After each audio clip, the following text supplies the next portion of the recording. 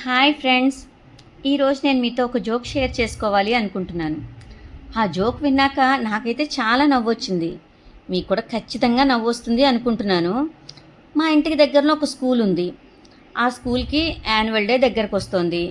Annual day లోపు పిల్లలందరికీ group photo తీయాలి అని ప్రిన్సిపల్ గారు డిసైడ్ చేశారు. సో స్కూల్కి ఒక ఫోటోగ్రాఫర్ని రమ్మన్నారు. ఆ ఫోటోగ్రాఫర్తో ప్రిన్సిపల్ గారు, మా స్కూల్లో ఎల్కేజీ నుంచి 10th క్లాస్ వరకు అన్ని క్లాసులకి గ్రూప్ ఫోటో తీయాలి, ఒక్కొక్క స్టూడెంట్కి ఒక్కొక్క కాపీ ఇవ్వాలి అని చెప్పాడు.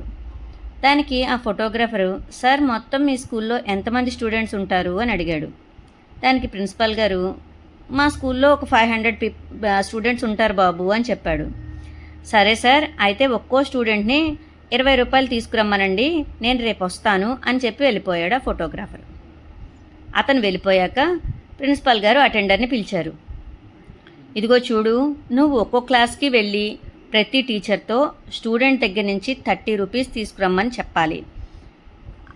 అవి తెచ్చిన డబ్బులు నాకు ఇమ్మని చెప్పాలి, ఎందుకంటే రేపు స్కూల్లో గ్రూప్ ఫొటోస్ తీస్తారు.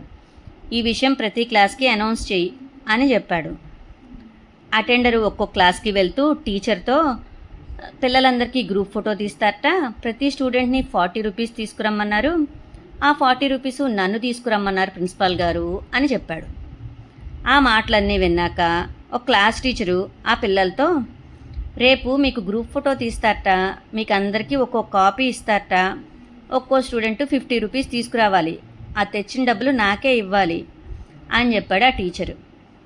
ఆ స్టూడెంట్స్లో ఒక 6 సంవత్సరాల పాప ఉంది. ఆ పాప ఇంటికి వెళ్ళి వాళ్ళ అమ్మతో, అమ్మ మా స్కూల్లో గ్రూప్ ఫోటో తీస్తున్నారు, ఒక్కో స్టూడెంట్ని 100 రూపీస్ తీసుకురమ్మన్నారు, కాబట్టి నేను రేపు స్కూల్కి వెళ్ళేటప్పుడు నాకు 100 కావాలి అని అడిగింది.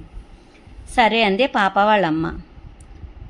సాయంత్రం ఆ పాప వాళ్ళ నాన్నతో ఆవిడ, ఏమండి మన పాప వాళ్ళ స్కూల్లో గ్రూప్ ఫోటో తీస్తారట, ఒక్కో స్టూడెంట్కి 200 కావాలి అని అడిగారట, కాబట్టి మీరు ఆ 200 నా చేతికి ఇవ్వండి అంది. భార్య చెప్పిన మాటకి ఆశ్చర్యపోయాడు భర్త.